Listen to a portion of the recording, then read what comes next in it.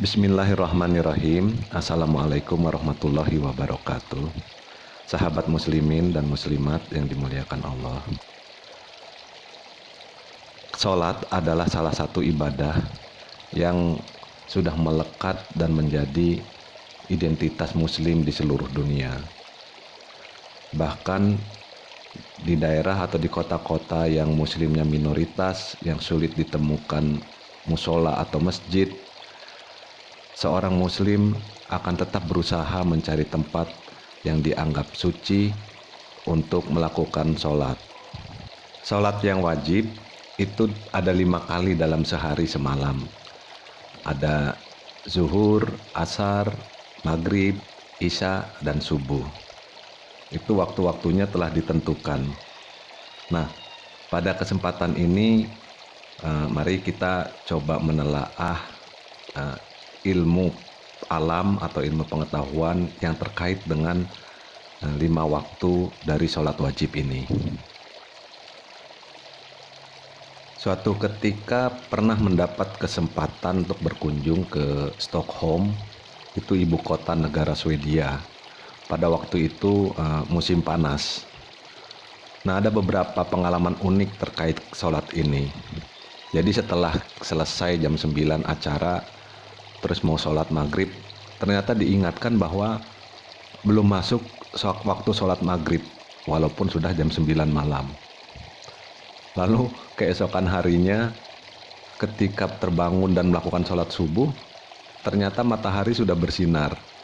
Padahal waktu itu baru jam 4 waktu setempat. Ini tentu berbeda dengan di Jakarta atau di Indonesia secara umum, di mana waktu sholat itu relatif dapat kita perkirakan. Dan dengan mengunjungi kota-kota yang berbeda situasi lingkungannya, tentu membutuhkan penyesuaian aktivitas supaya kita tidak kelewatan sholat, khususnya sholat isya dan sholat subuh. Di Jakarta, karena terletak di daerah ekuator, waktu sholat itu tidak terlalu berbeda jauh. Paling-palingan berbeda 20-30 menitan. Jadi pada bulan Januari, di mana matahari berada di selatan, kita di Jakarta masuk subuh itu sekitar jam 4-an, jam 4 lewat 10, 4 lewat 18 lah. Lalu kemudian maghribnya itu jam 6 sore, jam 6.10, jam 6.11 seperti itu. Dan isyanya jam 7:30-8. Jadi itu pada waktu matahari berada di belahan selatan. Nah, ketika matahari berada di utara pada bulan Juli, itu sholat subuhnya berbeda sedikit, mungkin berbeda sekitar 20 menitan, jam 5 kurang seperempat atau jam 4.40 seperti itu.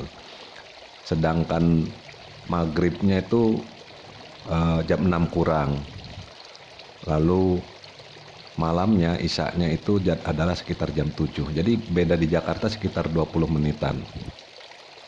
Nah, berbeda dengan di Stockholm atau di kota-kota yang berada di utara, di belahan utara.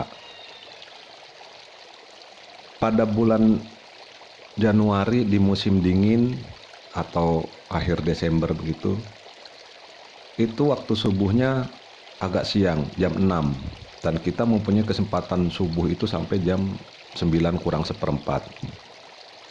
Sementara waktu maghribnya itu jam 3 sudah maghrib, matahari sudah terbenam, dan malamnya itu adalah jam 5:30. Nah, ketika musim panas atau matahari berada di belahan utara, subuhnya itu jam 2 kurang, itu udah mulai masuk waktu subuh. Dan matahari terbit jam 3:30. Makanya ketika jam 4 sholat, matahari sudah bersinar. Sementara maghribnya itu jam 10 malam. Dan isyanya 11:30. Jadi bayangin setelah sholat isya jam 12 tidur, jam 2 harus sholat subuh atau sampai jam setengah 4. Nah jadi disinilah perbedaan antara eh, waktu sholat di Jakarta dan di Stockholm. Kenapa waktu sholatnya berbeda-beda? Karena memang sesuai tuntunan Islam, waktu sholat itu mengikuti pergerakan matahari. Ini ada hadis dari Abdullah bin Umar radhiyallahu an, katanya Rasulullah Shallallahu alaihi wasallam bersabda, waktu zuhur apabila matahari telah tergelincir hingga bayangan seseorang telah sepanjang badannya, yaitu selama belum datang waktu asar. Waktu asar selama cahaya matahari belum menguning. Waktu maghrib selama belum hilang mega merah. Waktu isya hingga 1/2 malam. Dan waktu subuh sejak terbit fajar hingga terbit matahari. Apabila matahari terbit, berhentilah sholat karena dia terbit antara 2 tanduk setan. Hadis riwayat Muslim. Jadi dari hadis ini memang betul bahwa waktu-waktu sholat itu adalah mengikuti matahari. Baik itu dari sudut matahari terbit maupun bayangan-bayangan matahari.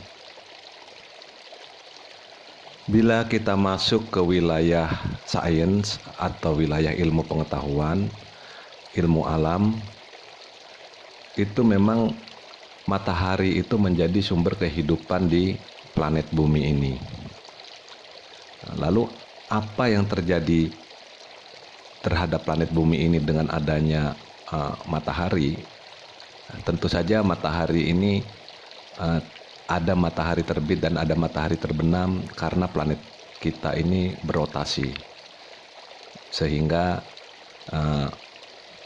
gantian yang menghadap mataharinya, ada bagian siang, ada bagian malam. Nah, ada 3 hal yang terkait dengan matahari ini, dengan dampaknya ke bumi. Pertama tentu tadi terang dan gelap. Jadi cahaya matahari ini akan memberikan terang di siang hari itu sekitar 100.000 lux. Lux itu satuan terang. Sementara di malam hari, kalau kita nggak pakai lampu dan hanya menggunakan cahaya-cahaya bintang, tidak ada bulan purnama, itu cahaya yang nyampe ke bumi itu hanya 1/1000 lux. Jadi hampir sekitar 100 juta kalinya beda siang dan malam. Sementara ketika cahaya fajar atau ketika masuk ke isya, bila tidak menggunakan lampu, itu cahaya yang kita terima dari alam itu hanya sekitar 10 lux. Hal kedua yang kita rasakan dengan adanya matahari di muka bumi ini, itu terjadi perbedaan temperatur atau perbedaan suhu. Kita merasakan bahwa suhu siang menjadi panas dan suhu malam hari menjadi dingin. Nah, ini ada suatu penelitian atau penghimpunan data pada daerah-daerah di 45 derajat lintang utara. Jadi untuk kota-kota yang di Eropa atau di Amerika.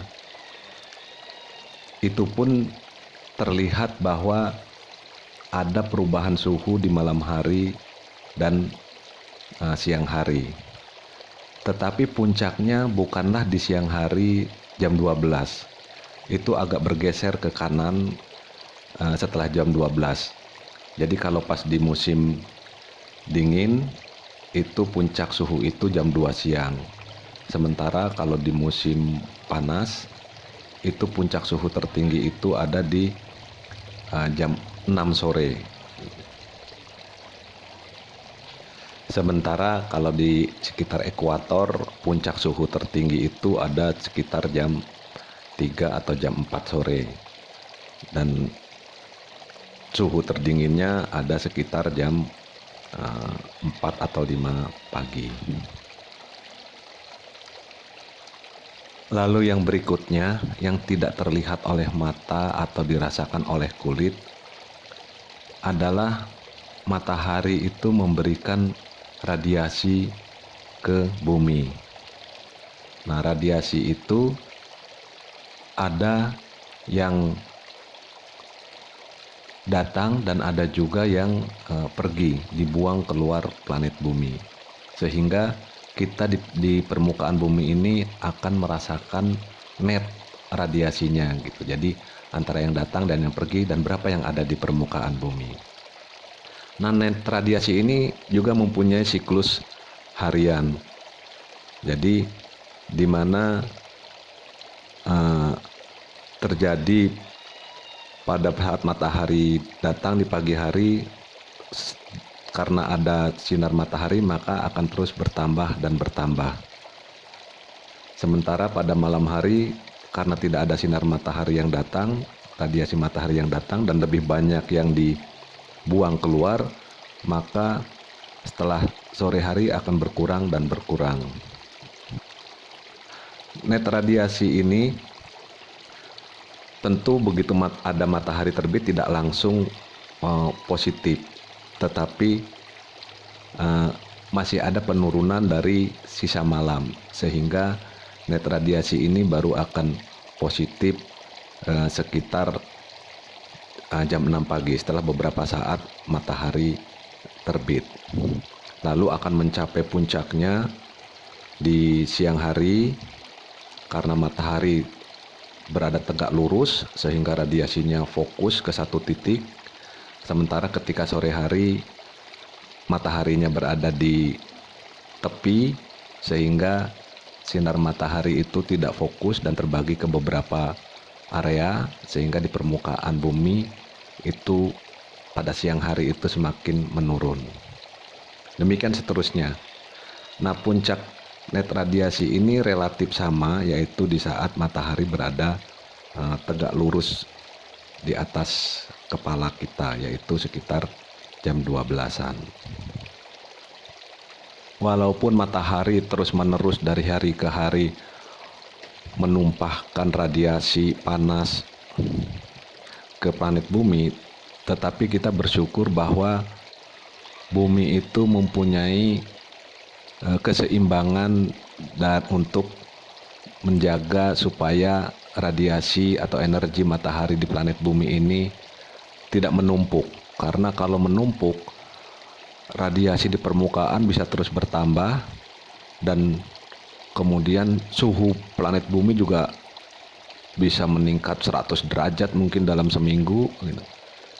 Nah, keseimbangan ini terjadi karena kita mempunyai awan, planet bumi ini dilapisi awan, dan juga pantulan dari permukaan bumi itu sendiri gitu, sehingga banyak energi yang dari matahari akhirnya dibuang keluar dari planet bumi. Dengan demikian planet bumi menjadi seimbang dari hari ke hari secara relatif.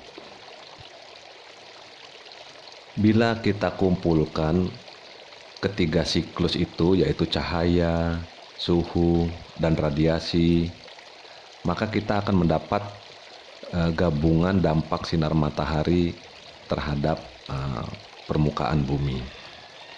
Nah, dari gabungan inilah dan kita bandingkan dengan hadis Nabi mengenai waktu-waktu sholat, kita melihat bahwa ternyata waktu subuh dan waktu maghrib itu berkaitan dengan perubahan cahaya, yaitu di mana waktu subuh dilaksanakan ketika terjadi perubahan cahaya dari gelap ke terang.